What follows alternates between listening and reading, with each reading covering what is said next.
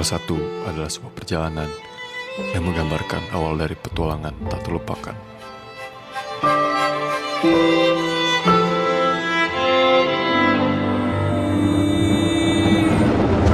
Praktekkan teori-teori yang selama ini dipelajari. Kini, kami akan arungi lautan pengalaman ini. KKL1 bukan hanya sekedar perjalanan melintasi jalan-jalan berbatu, namun merupakan sebuah petualangan yang membawa kami menuju pelajaran. Pelajaran berharga tak terucapkan dalam kata-kata buku teks.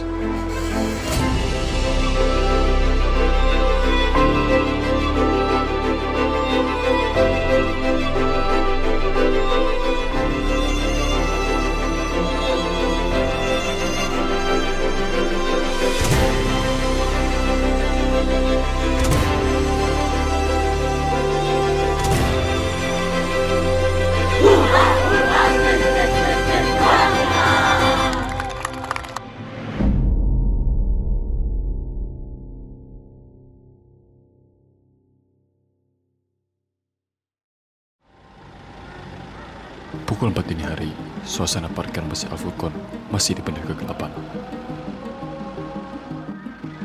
Namun, semangat kami tidak padam. Ditemani aroma harum nasi kuning yang menyegarkan, para Astriders berkumpul untuk memulai perjalanan pagi mereka. Suara tenang pembukaan oleh dosen pembimbing menyambut kami dengan hangat, memberi arahan bagi perjalanan yang akan kami lakukan.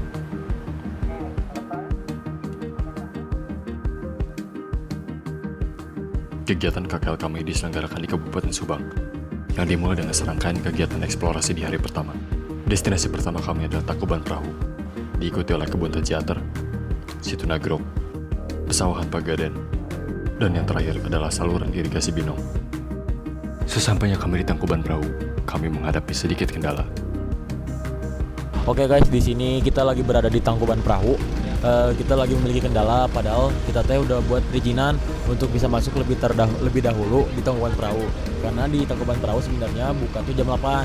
Tapi karena kita udah buat perizinan, katanya tuh bisa jam 7. Nah, pas kita konfirmasi lagi di Tangkuban Perahu, ternyata perizinannya nggak dikonfirmasi dari pimpinan. Nah, terus kita sekarang lagi menunggu. Tidak jelas menunggunya gimana, karena dari pihak Tangkuban Perahu juga agak kurang ya gitu sih teman-teman. Mungkin ini update terkini dari praktikum KKL pertama kita Astawaya 2023. Setelah beberapa saat, akhirnya kami berhasil masuk dalam tempat wisata menuju Kawah Ratu.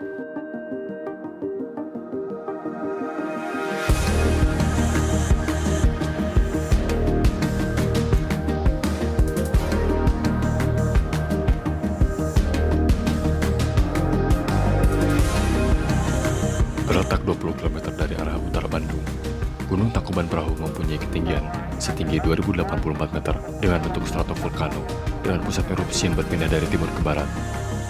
Jenis batuan yang dikeluarkan melalui letusan kebanyakan adalah lava dan sulfur. Sedangkan mineral yang dikeluarkan saat gunung tidak aktif adalah uap belerang. Suhu rata-rata hariannya adalah 17 derajat Celcius pada siang hari dan 2 derajat Celcius pada malam hari.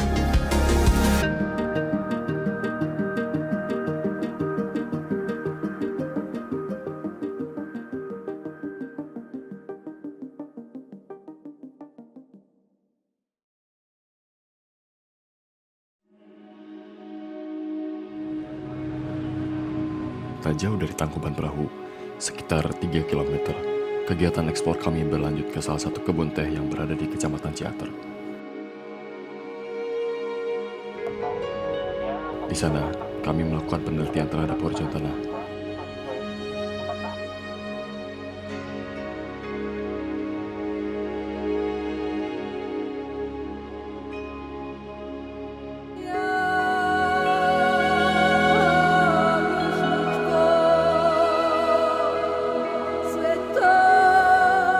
Horizon tanah merupakan lapisan-lapisan tanah yang terbentuk secara alami dan memiliki karakteristik berbeda. Urutan horizon dari atas ke bawah sebagai berikut: O, A, B, C, R. Lapisan O adalah lapisan organik. Lapisan paling atas yang kaya akan bahan organik seperti daun, ranting, dan sisa-sisa organisme yang telah terdekomposisi. A. Topsoil. Lapisan mineral yang kaya akan bahan organik dan nutrisi. ideal untuk pertumbuhan tanaman. B. Subsoil, lapisan mineral dengan kandungan bahan organik lebih sedikit dibandingkan horizon A, tetapi masih dapat menyimpan air dan nutrisi. C. Substratum, lapisan batuan yang telah lapuk sebagian, tetapi belum tercampur dengan bahan organik. R. Batuan induk, lapisan batuan dasar yang belum mengalami pelapukan. Kami juga mengukur kemiringan tanah di sana menggunakan klinometer.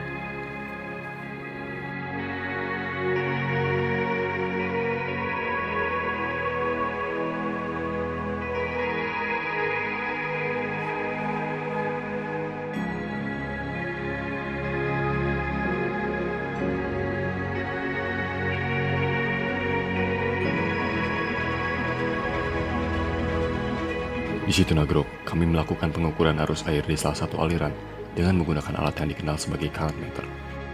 Langkah pertama yang kami lakukan adalah mengetahui luas penampang aliran. Untuk itu, kami mengukur bagian sisi kiri, kanan, dan juga di tengah aliran. Setelah itu, kami memperoleh data berupa kedalaman dari permukaan air hingga dasar aliran, serta kecepatan arus di setiap titik pengukuran. Data tersebut kemudian diolah untuk menghasilkan informasi tentang kecepatan aliran yang sebenarnya. Melalui proses ini, kami dapat memahami dinamika pergerakan air di situ Nagrog dengan lebih detail dan akurat.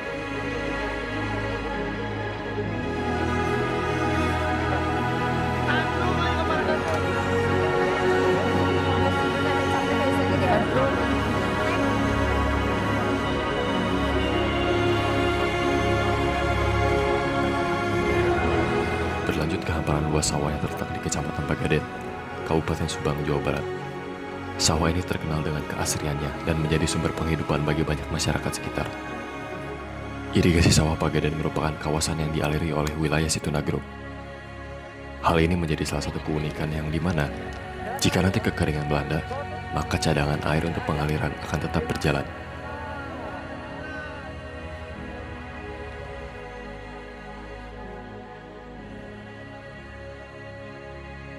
Saluran Tarum Timur atau irigasi Binong merupakan hasil filtrasi dari sungai-sungai yang berada di Bandung, khususnya Sungai Citarum. Proses filtrasi air melewati 3 bendungan besar yang ada di Jawa Barat, yaitu Saguling, Cirata, dan Jatiluhur, kemudian sampai di saluran Tarum Timur. Adanya saluran ini berfungsi bagi warga sekitar khususnya pada wilayah Kecamatan Binong. Saluran ini dimanfaatkan oleh warga sekitar sebagai sumber air PDAM dan juga irigasi sawah untuk memenuhi kebutuhan air di wilayah tersebut.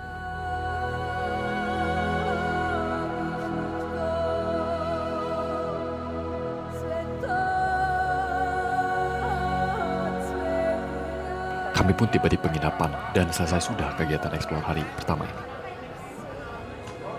Jadi kita hari ini ada di Pondok Bali, guys. Padahal mah bukan di Bali.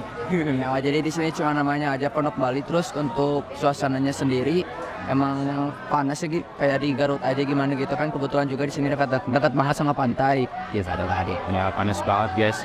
Subang panas banget. Keringetan nih tiap hari, do hasil. Yang mas nih.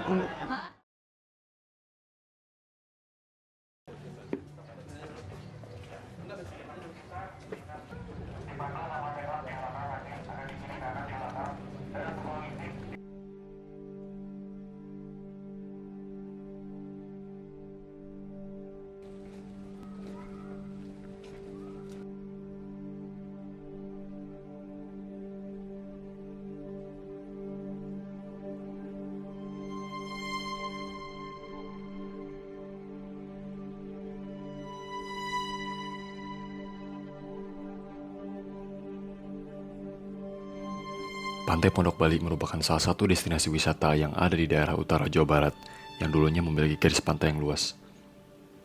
Namun saat ini, garis pantai sudah terkikis karena terdampak oleh abrasi yang terjadi sejak dulu sampai sekarang. Pantai ini juga dikelilingi oleh tanaman mangrove yang tersebar di sekitar pantai, sehingga menyebabkan ombak yang ada di bibir pantai sangat kecil. Terdapat juga hal unik yang terjadi di Pantai Pondok Bali ini, yaitu pengendapan air tanah yang terhalang oleh air asin.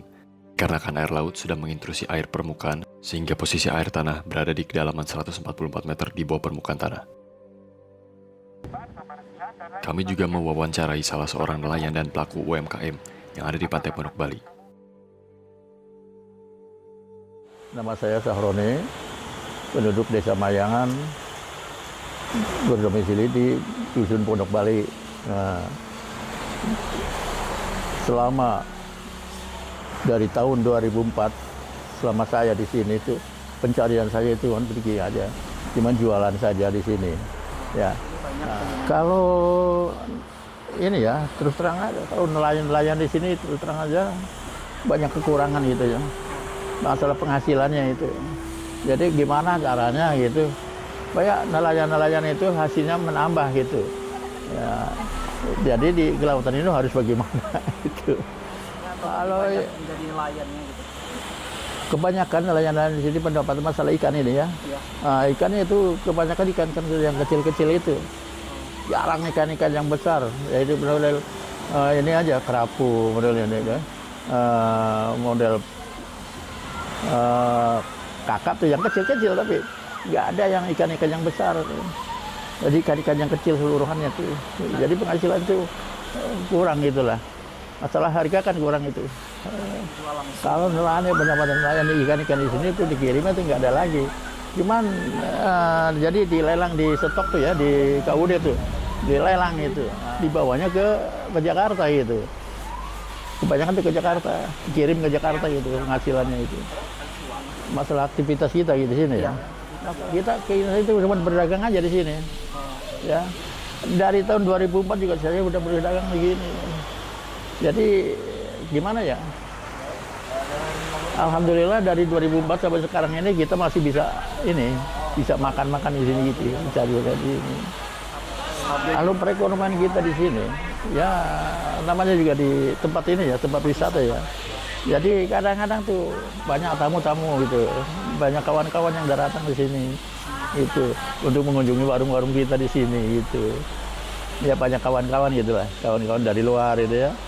Banyak pengunjung ke sini. Jadi penghasilan itu tuh dari orang-orang itulah, yang pengunjung-pengunjung yang datang ke sini. Jadi ulahnya itu. Masalah kita sampingan juga, sampingan itu ya. Jadi usaha sampingan itu. Iya, usaha sampingan itu di sini cuma apa sih?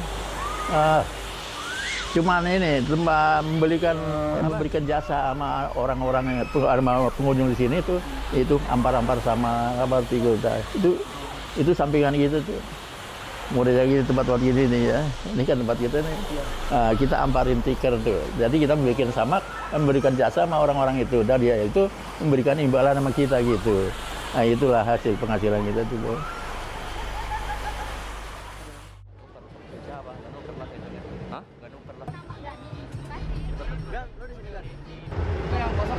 Sini di Plaza Kainara Sambodo, D2 KKL, let's go.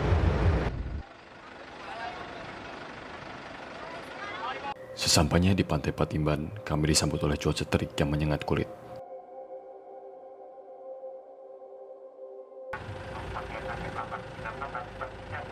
Pantai Patimban merupakan salah satu garis pantai yang dekat dengan proyek strategis nasional, yaitu Pelabuhan Patimban.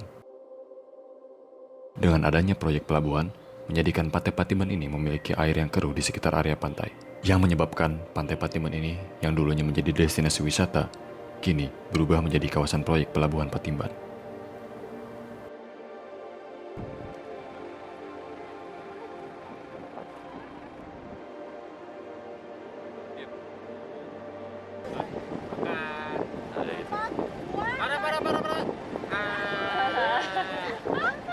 Oke, halo teman-teman Asta Rider. Jadi di sini kami dari SPG 2023 sekarang itu berada di Pantai Patimban. Di mana Pantai Patimban ini tuh bersebelahan langsung dengan Pelabuhan Patimban yang di sebelah sana. Lihat sekali. Nah, jadi Pelabuhan Patimban itu adalah salah satu objek vital nasional yang dimana nanti Pelabuhan Patimban ini akan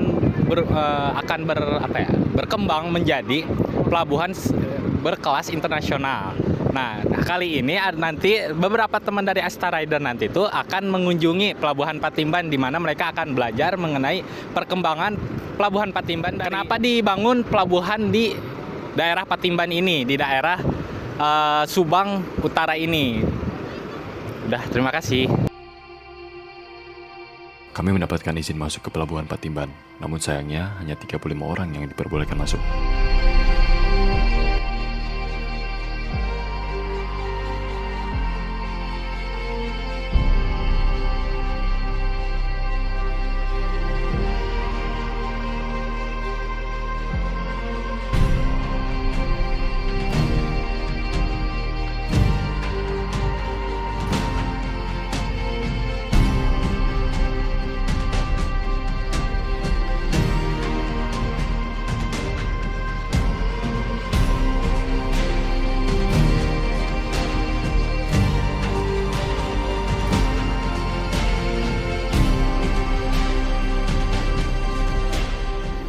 Oke teman-teman, di sini kita ada di Pelabuhan Patimban.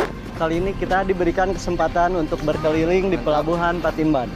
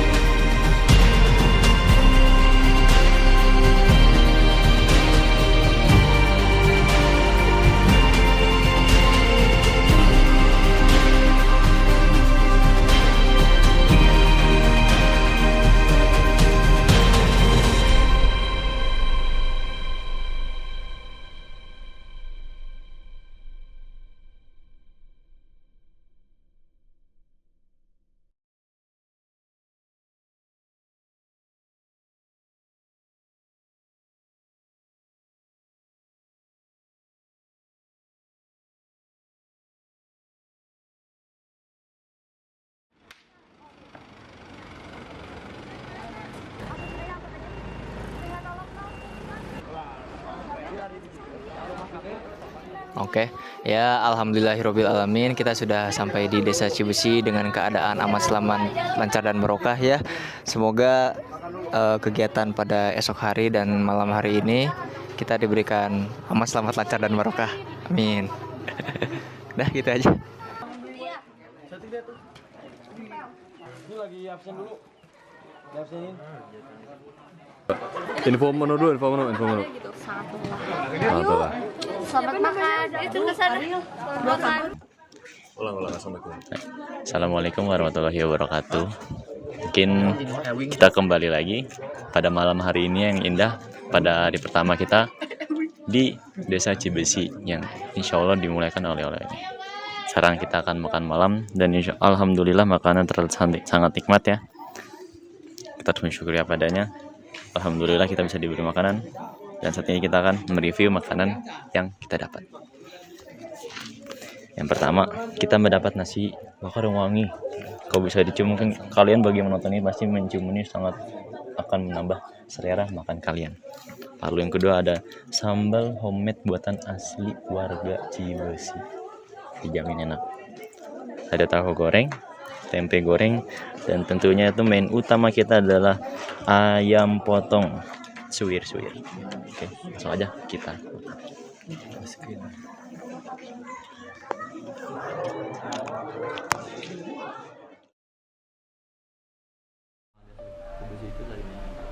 Baik. Assalamualaikum warahmatullahi wabarakatuh. Sampurasun, saya Wawan Arifin, Kepala Desa Cibesi, Kecamatan Ciater, Kabupaten Subang. Asal usul Desa Cibesi, awalnya Desa Cibesi merupakan sebuah kampung yang bernama Kampung Cidadap.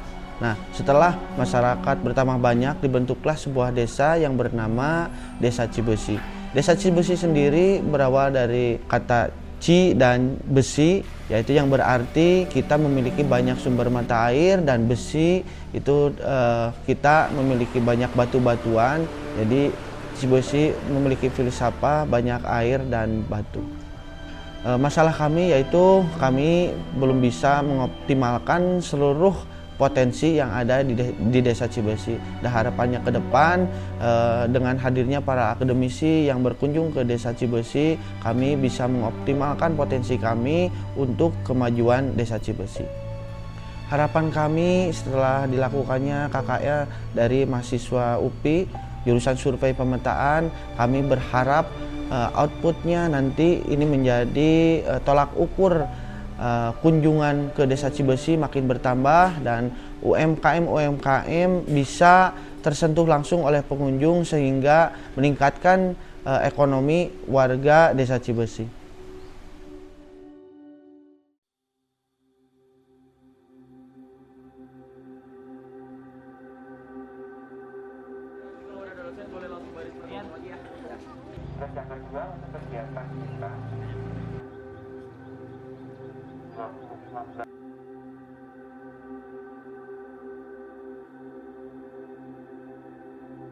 Desa Cibesi merupakan salah satu dari 7 desa yang terdapat di Kecamatan Ciater, Kabupaten Subang yang terletak kurang lebih 3 km ke arah timur dari Taman Wisata Alam Pemandian Air Panas Alam Sariater. Desa Cibusi meliputi 4 dusun, yakni Cibusi, Ciburum, Neglasari, dan Puntas yang terbagi dalam 7 RW dan 23 RT. Selama 2 hari ke depan, kami akan melakukan pengukuran dan juga geotagging yang dibagi 2 sesi secara bergiliran. Berikut adalah pengukuran yang dilakukan oleh salah satu kelompok di kawasan Gedung Karang Taruna, Desa Cibusi. Kami melakukan pengukuran KDH, KDV, dan juga detail situasi.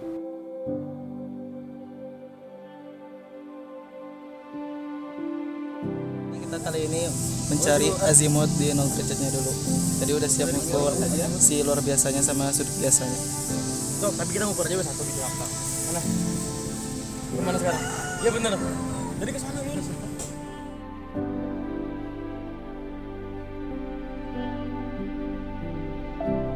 Ini kami sudah selesai melakukan pengukuran kerangka dasar horizontal dan kami selanjutnya akan melakukan pengukuran detail situasi.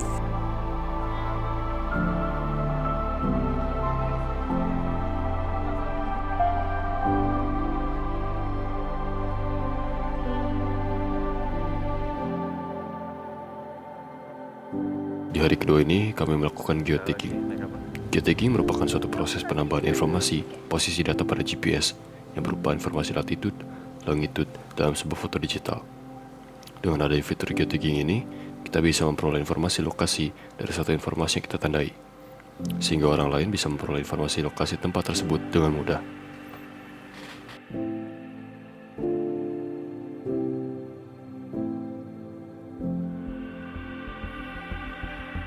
Halo semuanya, kami dari kelompok 7 pada saat ini akan melakukan identifikasi dari data hasil citra yang kami olah tentang penggunaan tutupan lahan, di mana pada saat kami melakukan pengolahan data citra yang kami ambil dari citra USGS, lalu kami olah dengan menggunakan ArcGIS. Pada awalnya ini merupakan daerah pesawahan, sudah ditandai dalam ArcGIS itu sudah diolah menggunakan metode penutup lahan, namun pada saat kami melakukan survei lapangan pada hari ini, data sebenarnya itu pada lokasi ini ialah semak belukar.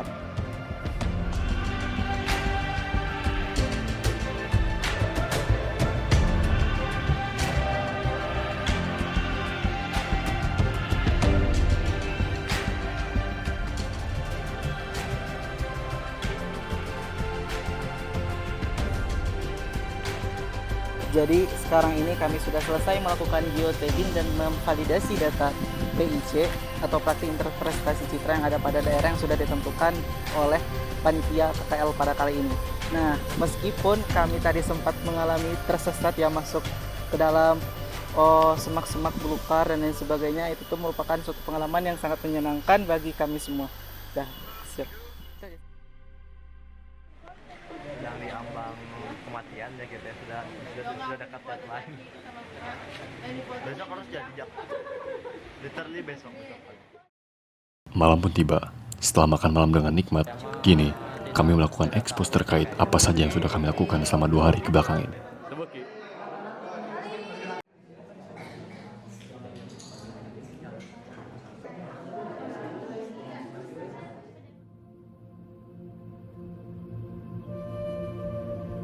Berlanjut ke hari berikutnya, kami melakukan ekspos bersama dengan warga dan juga kepala desa. Di ekspos kali ini, kami menerangkan apa saja yang sudah kami lakukan selama berada di Desa Cibusi.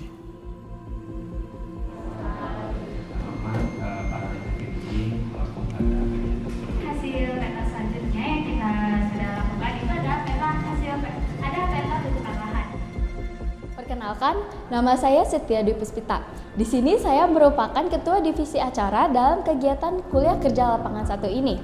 Pada saat ekspos kemarin, saya mendapatkan kesempatan untuk melakukan presentasi kepada pihak desa terkait peta tutupan lahan.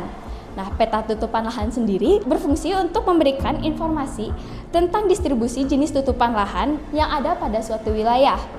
Peta tutupan lahan ini dapat berguna bagi desa untuk melakukan perencanaan penggunaan lahan dan pemantauan perubahan lingkungan yang akan datang. Jadi baik, terima kasih atas kesempatannya.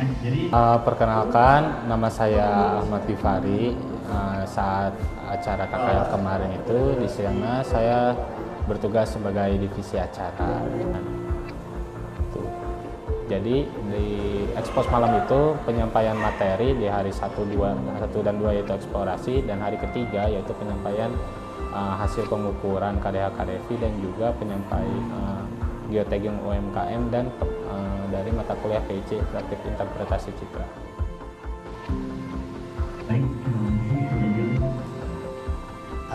Perkenalkan, nama saya Deden sebagai penanggung jawab dan steering komite selama KKL 1 ini.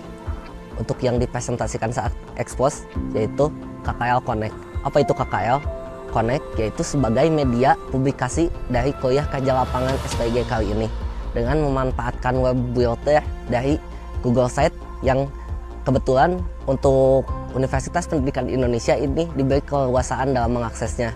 Jadi tidak perlu membutuhkan hosting dan yang lain-lain. Dan yang dikerjakan selama KKL yaitu mendampingi dan juga proses pendampingan terhadap setiap divisi, ketua pelaksana, juga membantu dalam proses pembuatan website ini.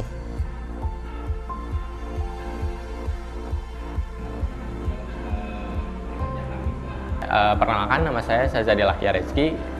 Saya selama kegiatan KKL menjadi ketua pelaksana. Tentunya ketika kegiatan ekspos itu bersama panitia ataupun sama warga, tentunya dari saya sendiri melaporkan apa saja yang telah dilakukan selama kegiatan KKL. Contohnya kegiatan malam itu melaporan pada kegiatan yang hari itu dilaksanakan seperti hari pertama ataupun hari kedua, ataupun ketika di Cibesi gitu, di pelaksanaan hari ketiga yang mana kita melaksanakan pengukuran, dan di malam harinya itu melaksanakan ekspos tentang pengukuran. Dan ketika ekspos keluarga, kita melaksanakan kegiatan atau pelaporan yaitu hasil pengukuran dari yang kita lakukan, hasil dari KKL yang kita lakukan, output disampaikan seperti peta-peta penggunaan lahan, peta-peta aset desa, peta sebaran UMKM, serta peta sebaran aset wisata yang tentunya dipetakan, dan itu merupakan salah satu hasil output yang disampaikan kepada pihak desa. Oke, untuk Astawaya kedepannya Angkatan 23 tentunya saya berharap ini menjadi Astawaya itu menjadi salah satu jaringan yang kuat atau terciptanya hubungan harmonis, yang mana untuk kedepannya kita harus selalu bersama, harus selalu memberikan support satu sama lain, karena perjalanan kita itu tidak akan pernah sendiri gitu untuk kedepannya, apalagi kita akan berjalan mungkin nanti kegiatan ataupun kepanitiaan lainnya yang tentunya membersamai gitu. Jadi harapannya untuk Astawaya lebih harmonis lagi, lebih diperkuat lagi jaringannya, dan yang terakhir harus terus mengejar mimpi untuk tiap-tiap individu. Sekian dari saya.